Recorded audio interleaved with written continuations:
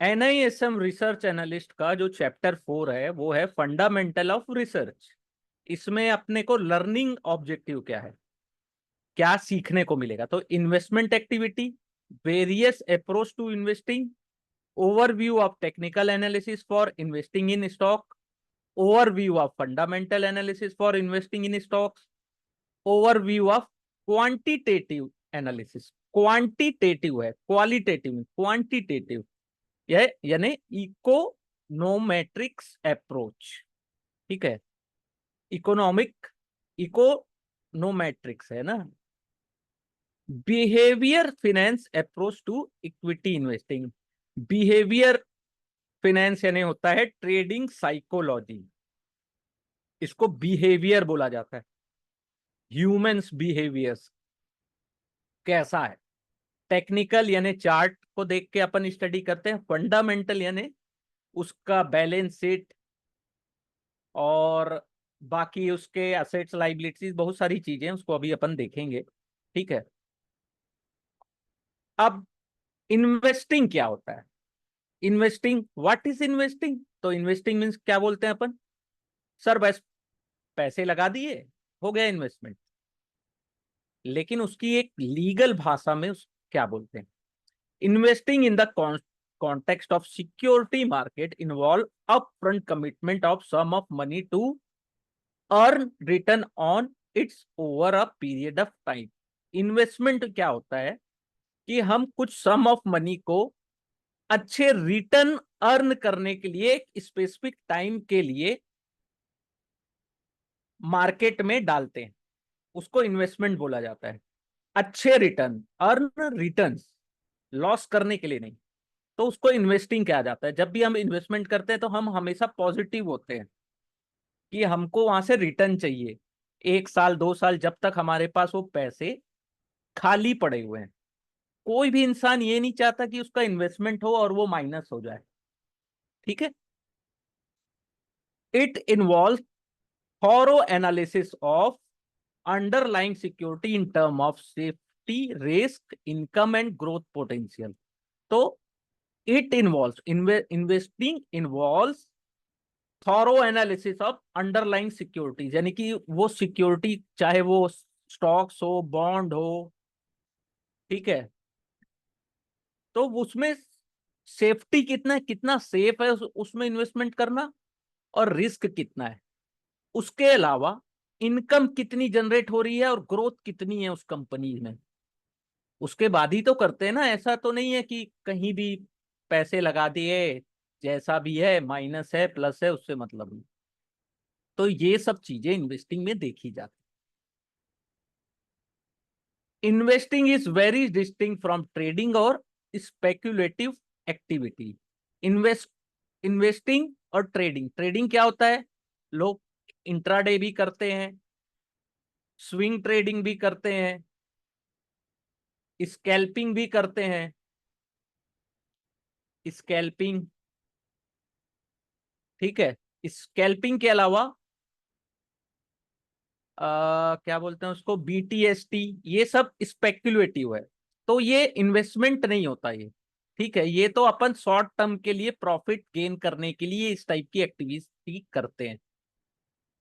A trader attempt to earn profit by earning a spread between selling and buying price without a necessary change in underlying value of assets. तो क्या करता है एक trader, क्या करता है, selling और बाइंग प्राइस के बीच का जो डिफरेंस है उसमें वो प्रॉफिट कमाने की कोशिश करता है ट्रेडर। दस a trader time horizon is fairly very short time. तो ट्रेडर का टाइमिंग क्या होता है, बहुत छोटा होता है। कोई कोई 10 मिनट के लिए भी ट्रेड करता है, कोई 1 आवर्स के लिए भी करता है, कोई 1 डे के लिए करता है, कोई 7 डेज के लिए करता है। ठीक है, तो ये बहुत शॉर्ट टाइम होता है। In the context of security market, traders are generally speculators who bet on the short-term movement of the assets price and take suitable position to make profit। ठीक है, अपनी एक पोजीशन बनाता है शॉर्ट टर्म के लिए, फिर निकल भी जाता है। अब इन्वेस्टमेंट एक्टिविटी की बात हो रही है यहाँ पे। Investment activity on the other hand focus on potential of assets value. Assets की कितनी पोटेंशियल है to increase over a period, यानी कि 1 साल 2 साल में वो कहाँ जा सकती है वो companies. In the context of security market the value of asset can increase, assets की वैल्यू इंक्रीज होगी if it can generate higher cash flow, अगर वो हायर कैश फ्लो जनरेट करता है without a increase in risk, और if the risk associate with asset decrease, या assets के साथ जो रिस्क है वो कम होता है without a decrease in the cash flow भी कम नहीं हो रही है और असेट्स का रिस्क भी कम हो रहा है, तो भी इस टाइप के असेट्स में इन्वेस्टमेंट किया जाता है। ठीक है। Thus, investing in a more complicated task require higher level of rigor in term of analysis. तो इन्वेस्टिंग के लिए बहुत ज्यादा हायर लेवल का एनालिसिस लगता है। ठीक है। The level of analysis can be either a broad assets class level और इन्वेस्टर में drill down deeper into a individual stock. ठीक है। या तो ब्रॉड असेट्स क्लास में वो एनालिसिस करेंगे या तो उस पर्टिकुलर इंडिविजुअल स्टॉक का एनालिसिस किया जाएगा। तो इन्वेस्टिंग कितने टाइप की होती है? एक होती है active investing. Active investing involve identify the specific security और set of security that should be purchased और सोल्ड। ठीक है। एक्टिव में क्या होता है कि हम कोई भी स्पेसिफिक सिक्योरिटीज को या सेट ऑफ सिक्योरिटीज को डायरेक्ट खरीदते हैं। ठीक है, खरीद लेते हैं। It involves constant evaluation of every security in investment portfolio so that investor can sell that are price above the fair value. अब इसमें अपन क्या इवेल्यूशन करते हैं कि अगर हम आज खरीद रहे हैं और उसके बाद जब हम बेचें तो हमारा प्राइस आज के प्राइस से ज्यादा हाई होना चाहिए, तभी तो आप प्रॉफिट कमाओगे ना सेल करके। तो उस टाइप के इवेल्यूशन किया जाता है। Similarly, while buying a security, investor look to identify security that are priced below the fair value. तो इन्वेस्टर क्या करता है? ऐसी सिक्योरिटीज में इन्वेस्टमेंट करता है जो फेयर वैल्यू से कम दाम में चल रही है। फेयर वैल्यू मान लीजिए 100 है, लेकिन अभी वो मार्केट में 80 रुपीज चल रहा है या 60 चल रहा है, तो इस टाइप के स्टॉक्स या सिक्योरिटीज में आपको ज्यादा प्रॉफिट होगा। तो इस टाइप की सिक्योरिटीज जनरली इन्वेस्टर खोजते हैं, सर्च करते हैं या अपना एनालिसिस लगाते हैं, या लोगों से एक रिसर्च एनालिस्ट से उसकी रिपोर्ट भी लेते हैं। 10 active investing strategy require more effort, involve a greater number of transaction compare to passive strategy. The objective of active investor is to earn a rate of return that is above the return generated by the broader assets class। ठीक है। अब active investors का क्या होता है objective? वो क्या चाहता है कि जो ओवरऑल मार्केट है उससे ज्यादा रिटर्न वो जनरेट कर सके। ठीक है, उनका मेन ऑब्जेक्टिव यही रहता है। अगर इंडेक्स 10% दे रहा है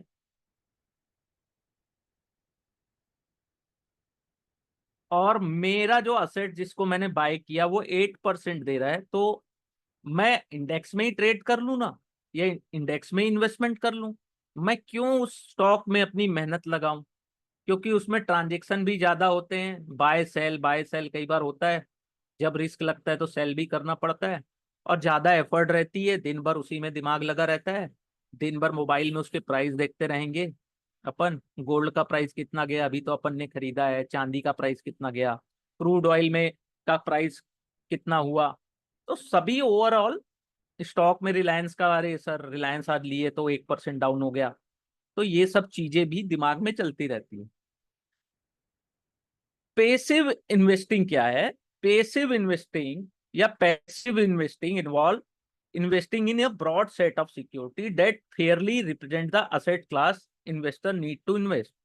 Typically, passive investing passive investing strategy follow indexing strategy where a investor buy all security that are part of index. क्या करते हैं पैसिव में? इंडेक्स में ले ले, या तो इंडेक्स में के जो पार्ट है, इंडेक्स में जितने शेयर्स हैं उनको खरीद लो, उसमें मेहनत नहीं करना है। The objective of passive investor to earn the rate of return that selected asset class provide. जैसे निफ्टी है, तो निफ्टी के जितने स्टॉक्स हैं उनमें इन्वेस्टमेंट कर लिए, तो क्या होगा, निफ्टी जितना ऊपर गया, तो क्यों जाएगा, क्योंकि इन स्टॉक्स में भी अपन इन्वेस्टमेंट किए तो ये भी ऊपर जाएगा। ठीक है, ओवरऑल सभी स्टॉक्स में एक असेट्स क्लास बना के, ऐसा नहीं कि निफ्टी है तो उसका जो सबसे खराब वाला स्टॉक है उसको खरीद लिए और बोले कि सर ये तो ऊपर जा रहा है लेकिन हमारा स्टॉक तो नीचे जा रहा है। क्या, ऐसा नहीं। इसके लिए भी हायर सोच, एक अलग ही टाइप का एक स्ट्रेटजी लगता है जो आगे आने वाली क्लासेस में अपन अच्छे से डीप स्टडी करेंगे उसकी। A passive investor does not decide upon individual security to buy or sell, but rather their analysis limited to the broader assets class। ठीक है, एक ब्रॉडर असेट्स क्लास में पैसिव इन्वेस्टर का हमेशा ध्यान होता है, मैक्सिमम लोग पैसिव ही होते हैं। ठीक है, जो छोट निफ्टी 50 या बैंक निफ्टी के अंदर जितने स्टॉक है, लोग उनको सेफ मानते हैं और उन्हीं पे अपनी पोर्टफोलियो बनाने की कोशिश करते हैं। जैसे पेनी स्टॉक्स हैं, छोटे स्टॉक्स हैं, जैसे आजकल आईपीओ, डेली एक ना एक आईपीओ आ रहा है, तो उसका क्या गारंटी है कि वो अच्छा रिटर्न देगा ही देगा। ठीक है, जैसे ओला स्कूटर्स का आया था, तो वो 150 160 का हाई बनाया उसने, अभी वापस 100 रुपीज आ गया, तो लोगों के अच्छे खासे पैसे अभी उसमें डूबे हुए हैं। तो पैसिव इन्वेस्टर क्या करता है, हमेशा ये ध्यान रखता है कि जो ब्रॉड इंडेक्स है उसमें वो इन्वेस्टमेंट करे। ओके, ठीक है। हाँ, तो प्राइस तो उससे थोड़ा नीचे चल रहा है, कोई दिक्कत नहीं है। लॉन्ग टाइम के लिए इन्वेस्टमेंट किए हैं तो कोई दिक्कत नहीं है। ठीक है, हाँ हो गई, उतना तो हो गई। आईपीओ बहुत रिस्की है सर। आईपीओ को समझना है ना, तो लास्ट 50 आईपीओ मार्केट में जो लॉन्च हुए उसके रिटर्न्स को देखिएगा, तो आपको समझ में आएगा कि कितने आईपीओ अच्छा कर रहे हैं और कितने आईपीओ खराब कर रहे हैं।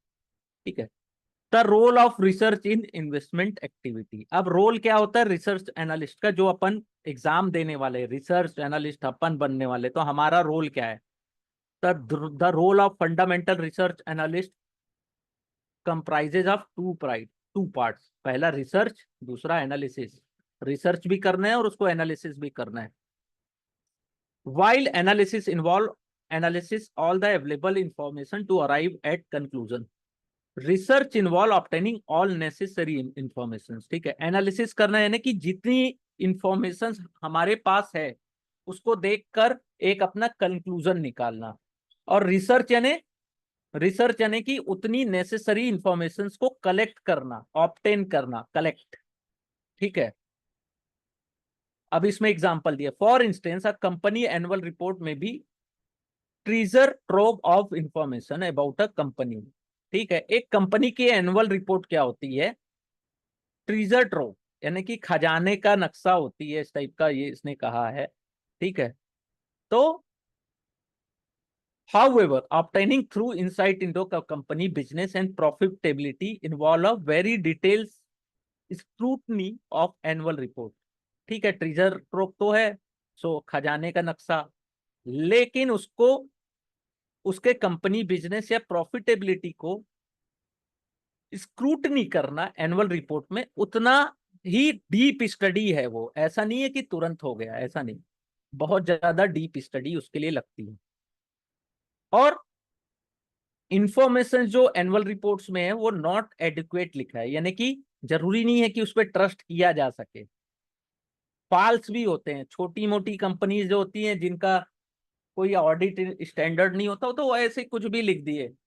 ऐसे ऐसे न्यूज आते हैं ना मार्केट में, कुछ न्यूज आती कि इनको इतने टन, इतने हजार, इतने करोड़ का ऑर्डर मिला, लेकिन ऑर्डर तो मिल गया, लेकिन आपने बनाया कितना। वैसी बहुत सारी चीजें हैं, उसको आगे स्टडी करेंगे, लेकिन एनुअल रिपोर्ट को केवल आप एनुअल रिपोर्ट के भरोसे में इन्वेस्टमेंट नहीं कर सकते, अगर आप डीप स्टडी भी किए हो तो भी। Given that the annual report are publish once every year, the information contained in a annual report start becoming dated with the passage of time. जितना समय बीतता जाएगा उतना ही जो इसका एनुअल डे रिपोर्ट का जो डेटा है वो पुराना होते जाता है। ठीक है। Several information pertaining to industry conditions, यानी इंडस्ट्री की कंडीशन क्या है, ठीक है, इंडस्ट्री कैसा कर रही है, और broader economy may not be cover in depth in company own filing। ठीक है, एंड इंडस्ट्री की कंडीशन कैसी है और ब्रॉडर इकोनॉमी कैसा कर रही है। ठीक है, जैसे ओला, ठीक है, ओला नाम से बहुत था लेकिन अभी उसकी बहुत कंप्लेन्स आ रही है इंडस्ट्री में। सबसे ज्यादा उसको सर्विस सेक्टर में, यानी कि सर्विसिंग में बहुत दिक्कतें आ रही है लोगों को। ठीक है, उसके कारण सोशल मीडिया में भी बहुत नाम खराब हुआ, सर्विस रियल में नहीं दे रहे हैं वो लोग।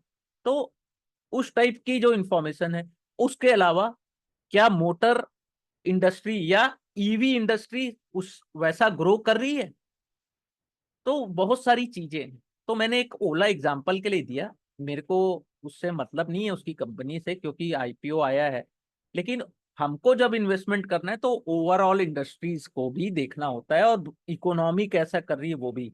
कई बार कंपनी अच्छी है लेकिन इकोनॉमी जो है वो खराब स्थित दशा में चल रही है, तो क्या होगा उससे, कितनी भी अच्छी कंपनी रहे खराब माहौल में उसके भी शेयर की वैल्यू घटती है। कोविड टाइम में घटी थी ना, वैसे ही। Thus, a fundamental research analyst will have to spend significant amount of time researching on the economy। जो रिसर्च एनालिस्ट होता है वो इकोनॉमी को भी रिसर्च करता है, इंडस्ट्री को करता है, कंपनी को करता है। तो याद रखिएगा, ई इकोनॉमी, आई इंडस्ट्री, सी कंपनी, ये तीन चीजों को अच्छे से रिसर्च करते हैं। दिस में involve speaking to industry expert, assessing report from market research firm, performing secondary research to understand what is happening in the economy and the industry, or track action taken by the competitors। Competitor कैसा कर रहे हैं, ठीक है, industry expert क्या बोल रहे हैं, मार्केट रिसर्च फर्म्स क्या बोल रहे हैं, और हमारी अंडरस्टैंडिंग कितनी है इकोनॉमी के बारे में। ऑफन रिसर्च एनालिस्ट में also have conduct primary research that में involve visiting the company facilities, speaking to customers और suppliers, employees and others। तो इतना आप करके देखिएगा ओला में, कंपनी की फैसिलिटीज कैसी हैं, कस्टमर क्या कह रहे हैं, सप्लायर्स क्या कह रहे हैं, एम्प्लॉयज क्या कह रहे हैं। इतनी रिपोर्ट्स आप देखिएगा, जब आपने इतने बड़े पैसे लगाए हैं तो प्लीज थोड़ा सा इसका इतना रिसर्च कर सकते हैं अपन। It is, however, very important that research work on the analyst should not involve collating insider information। Research analyst का ये काम नहीं होता कि वो इनसाइडर इंफॉर्मेशन को कलेक्ट करे। इनसाइडर इंफॉर्मेशन क्या होती है इसको याद रखिएगा, इससे क्वेश्चंस आते हैं। Insider information in this context refer to any price sensitive information about the company that is not available to public at large. Inside information किसे कहते हैं, प्राइस सेंसिटिव इंफॉर्मेशन, जो किसी कंपनी में अवेलेबल है लेकिन वो अभी पब्लिक में नहीं गई है, तो उसको इनसाइडर इंफॉर्मेशन का कहते हैं। ठीक है,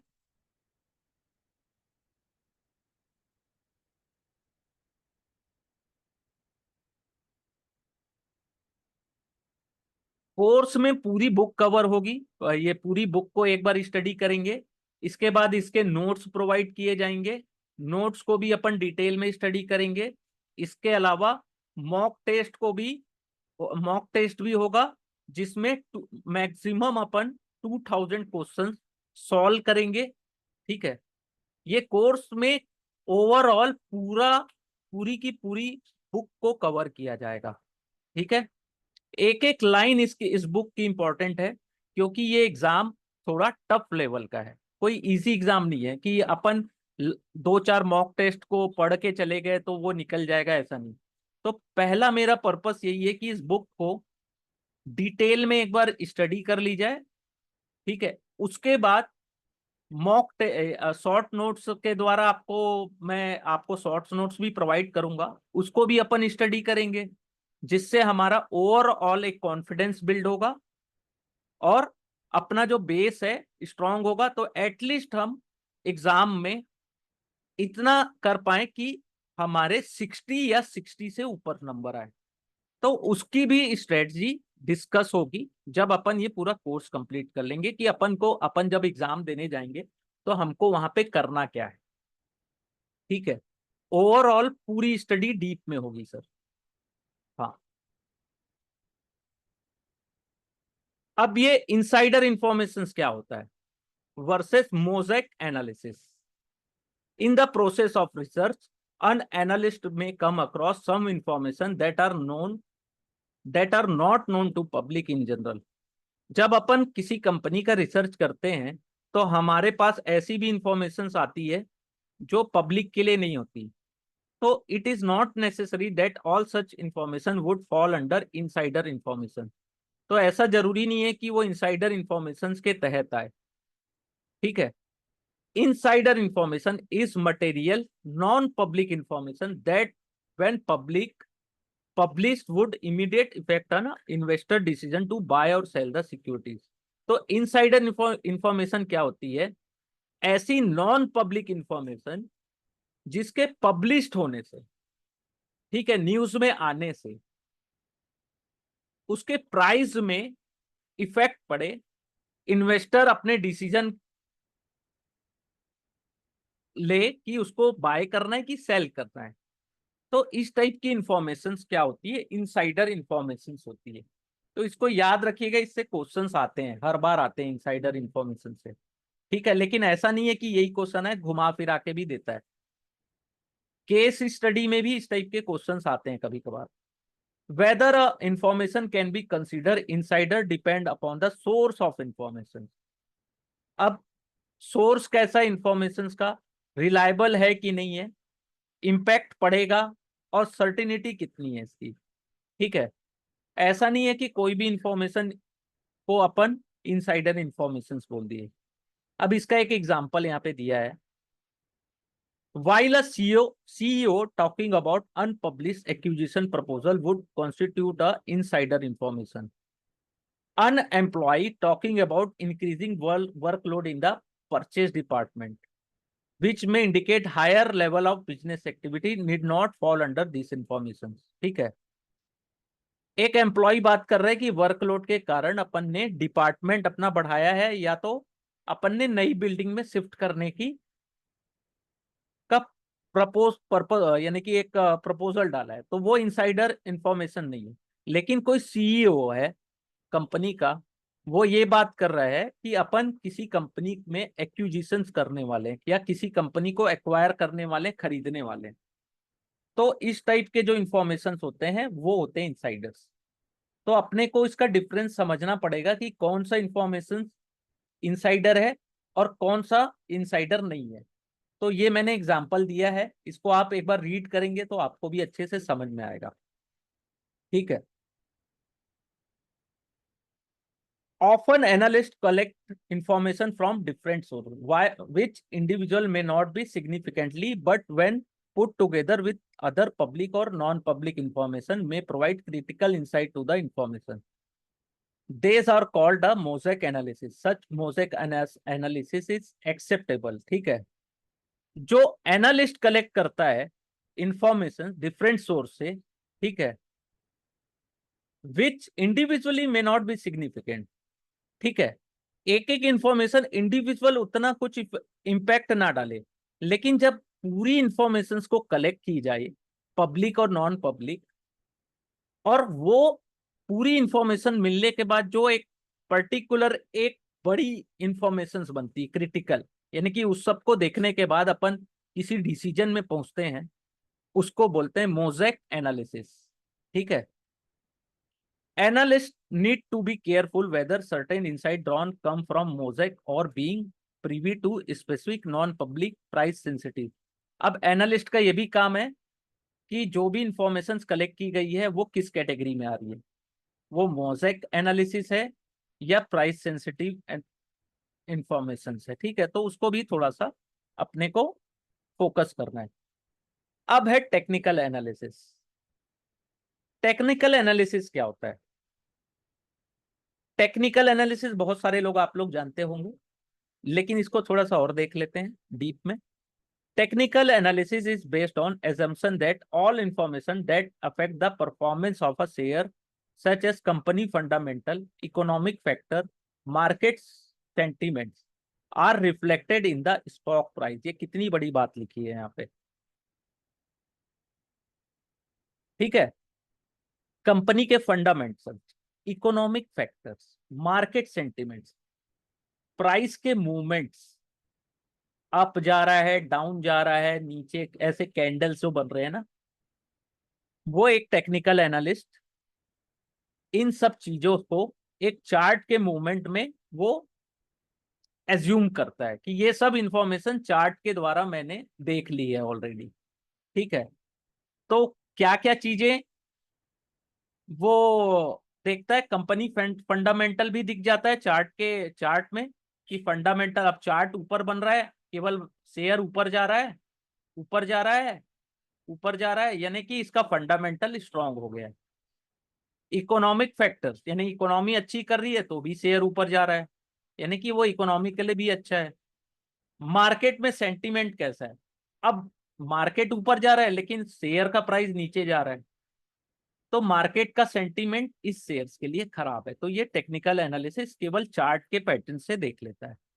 ठीक है, instead it is focus on forecasting the direction of price through study of pattern in historical market data, price and volume.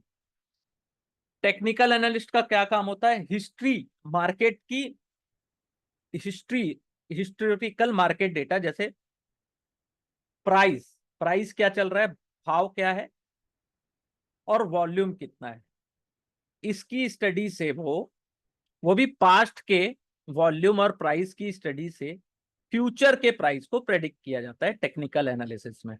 ठीक है, टेक्नीशियन, टेक्नीशियन भी बोलते हैं टेक्निकल एनालिस्ट को, या चार्टिस्ट भी बोला जाता है।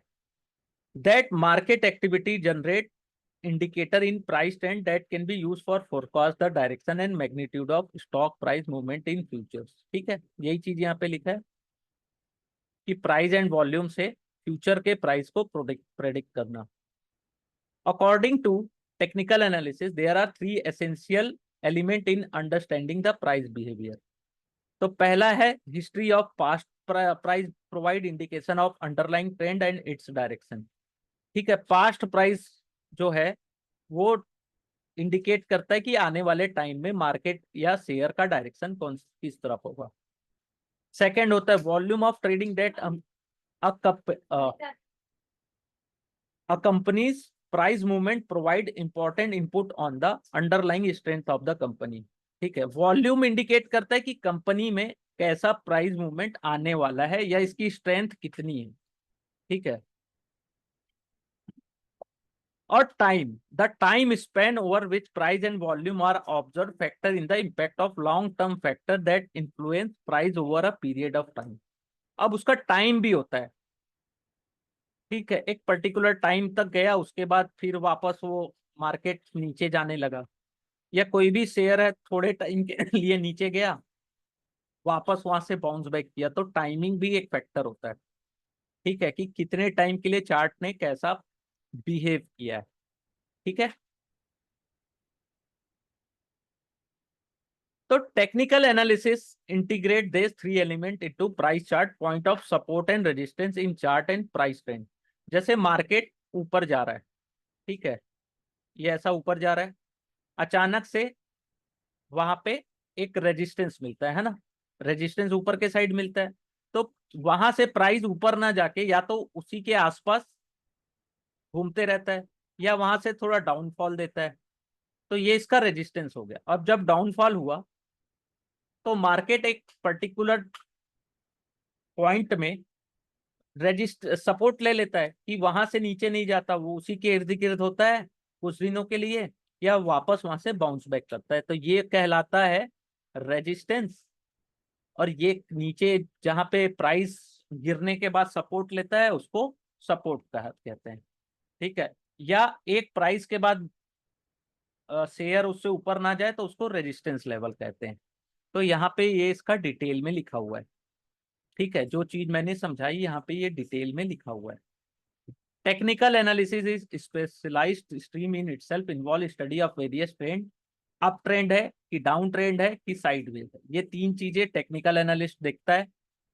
That trader can benefit by trading in line with the trend, identify support and resistance level which represent point at which there is lot of buying and selling interest respectively.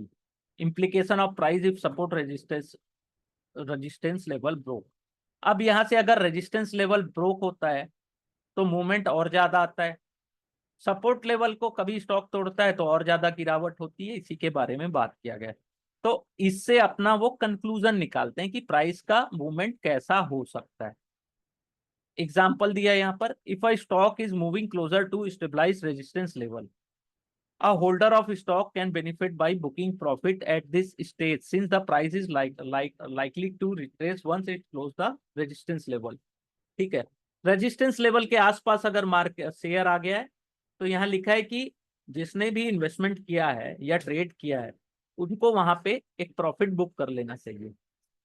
और if a support and resistance is broken a accompany by strong volume, strong volume के साथ support या resistance broke होता है तो इसका क्या मतलब है, इट में indicate that trend has accelerated, the supply and demand situation has change. ठीक है, किसी भी हायर वॉल्यूम के साथ जब भी सपोर्ट या रेजिस्टेंस लेवल ब्रेक होता है यानी कि प्राइस उस ट्रेंड को और नीचे या ऊपर ले जा सकता है। ठीक है, वो जो ट्रेंड है प्राइस को उस या तो और ऊपर या और नीचे ले जा सकता है। तो ट्रेडिंग वॉल्यूम भी बहुत इंपॉर्टेंट पैरामीटर है ट्रेंड को कंफर्म करने के लिए। अपवर्ड और down trend should be accompanied by strong volume. Upward और डाउन ट्रेंड जो मिलता है वो हमेशा स्ट्रॉन्ग वॉल्यूम के साथ होना चाहिए।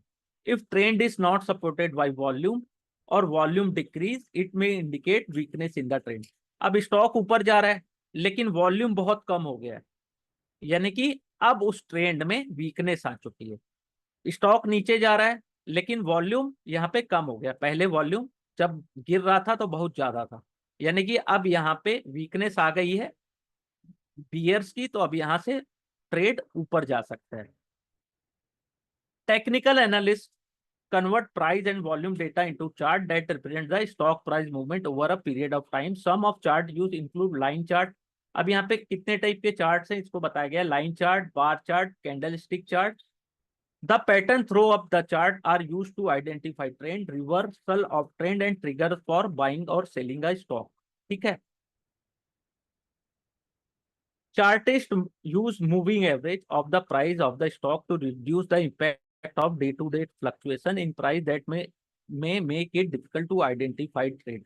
ठीक है, चार्टिस्ट क्या होता है, मूविंग एवरेज भी यूज करते हैं। ठीक है, डे टू डे फ्लक्चुएशन को देखने के लिए। शॉर्ट टर्म इन्वेस्टर और trader largely rely on technical signals. जो शॉर्ट टर्म ट्रेडर्स और इन्वेस्टर होते हैं वो टेक्निकल सिग्नल पे ज्यादा भरोसा रखते हैं ना कि फंडामेंटल्स पे। ठीक है, क्योंकि फंडामेंटल्स क्या होते हैं, चेंज होते रहते हैं और शॉर्ट टर्म इन्वेस्टर के लिए फंडामेंटल तो कोई विषय ही नहीं रहता है। ठीक है, उसको तो एक टाइम जहां उसको अच्छा प्रॉफिट मिला वो निकल गया। ठीक है, technical analysis is less likely to suitable for long term investing. Technical analysis को लॉन्ग टर्म के लिए सुटेबल नहीं माना गया है। क्यों? क्योंकि बिजनेस फंडामेंटल में change in the long term. ठीक है, in such case past trend in share price would be unreliable to understand the subsequent price movement. तो लॉन्ग टर्म इन्वेस्टमेंट के लिए टेक्निकल एनालिसिस को उतना रिलायबल नहीं माना गया है क्योंकि कंपनीज के बिजनेस फंडामेंटल चेंज होते रहते हैं और कोई भी चीज अगर गिर रही है उस अगर वो सस्ती है तो इसका मतलब ये नहीं है कि उसमें इन्वेस्टमेंट किया जाए, वो और सस्ती हो सकती है। ठीक है, तो देखिए इतना इतना अपन ने टेक्निकल एनालिसिस के बारे में पढ़ा, तो थोड़ा अपना टेक्निकल एनालिसिस का भी नॉलेज बढ़ गया। अगर कोई यहाँ पे बिगिनर्स है तो उनको ये इतना समझ में भी अगर आ गया तो ये मार्केट में बहुत अच्छा काम कर सकता है उनके लिए एज अ बिगिनर्स। ठीक है, अब है फंडामेंटल एनालिसिस। ठीक है, अनलाइक टेक्निकल, फंडामेंटल एनालिसिस का यूज कौन करता है? लॉन्ग टर्म इन्वेस्टिंग के लिए करते हैं। ठीक है, It its premise is that since equity share reflect part ownership of company in the long term, its value should be driven by the return generated by a company on its share capital.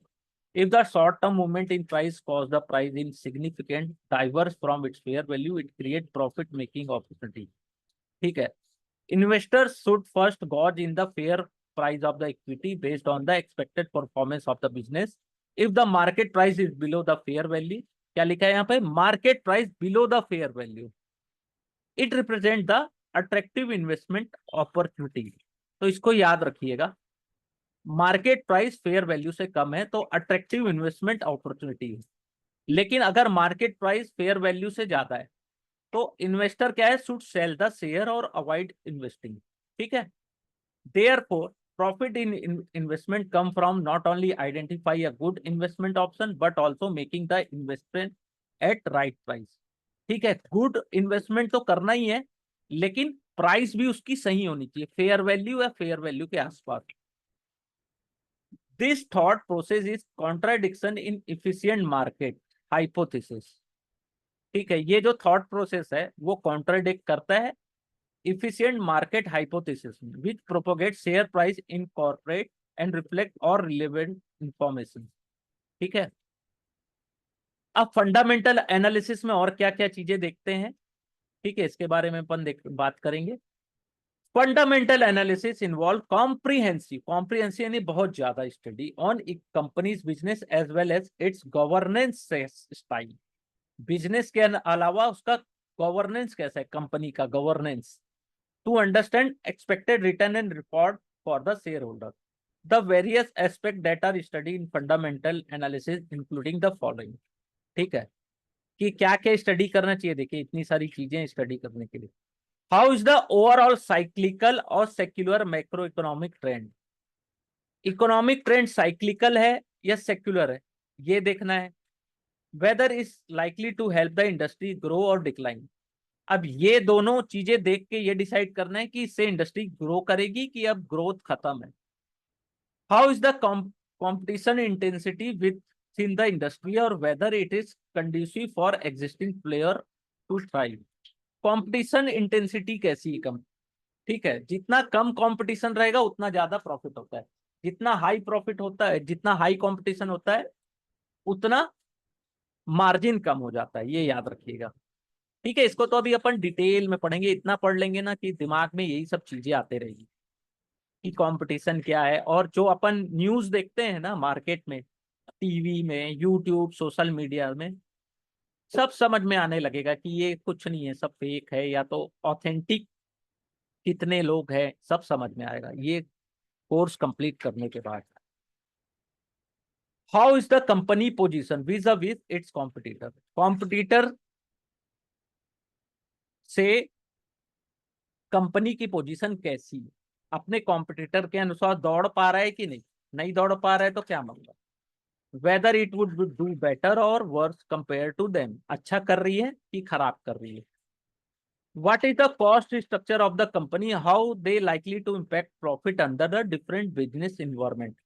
Cost structure companies का कैसा है और different business environment में वो कितना profit को impact करती है।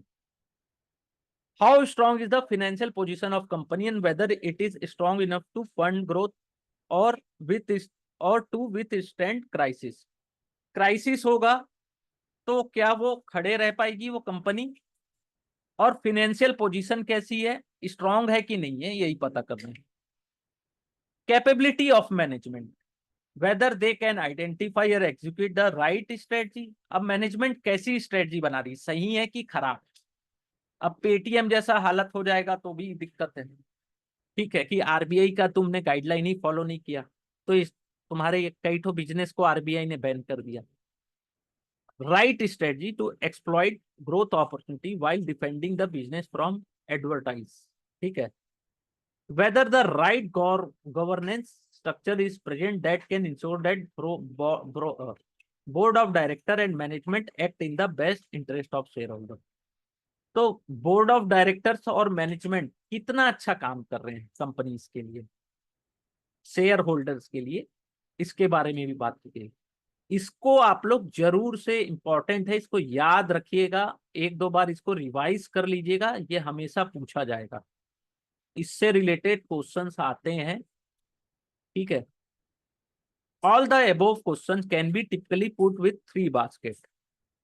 ये जितने भी क्वेश्चन पूछे गए हैं ये तीन तीन बास्केट में, इकोनॉमिक एनालिसिस, इंडस्ट्री एनालिसिस और कंपनी, EIC याद रखिएगा,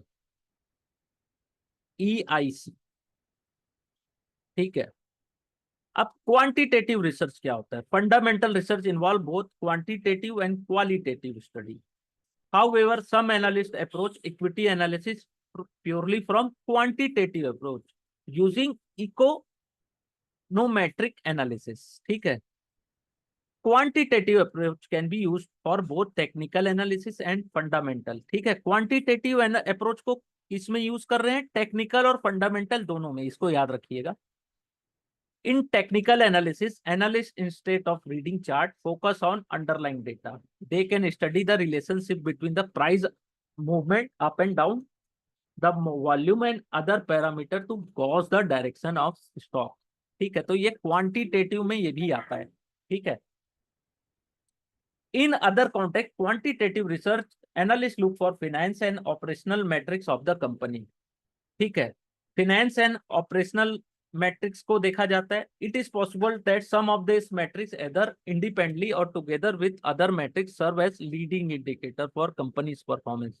ठीक है, तो ये सब इंडिविजुअल या तो पूरे इनके जो एनालिसिस है टोटल दोनों के, फिनेंशियल एंड ऑपरेशन दोनों को मिला के जो इंडिकेट होता है कि कंपनी का परफॉर्मेंस कैसा है या कैसा कर रही है। ठीक है,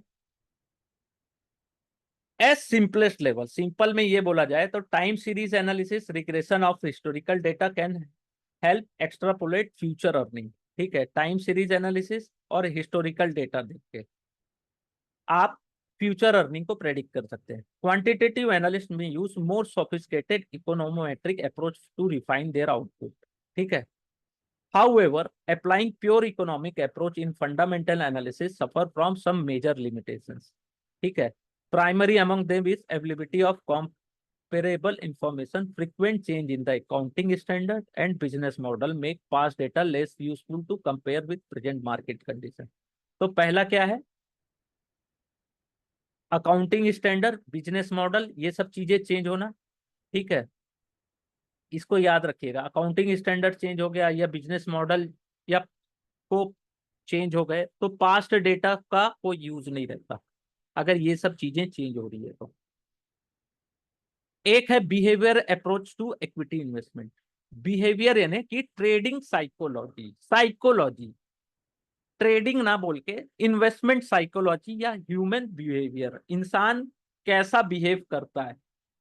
रिलायंस कोई भी कंपनी का देखिएगा, कई बार प्रॉफिट अच्छा होता है तो भी उसके प्राइस गिर जाते हैं, कई बार खराब परफॉर्मेंस के बाद भी कंपनी अच्छा करती है। ठीक है, तो इन सब चीजों का अपने को ध्यान रखना है। ठीक है,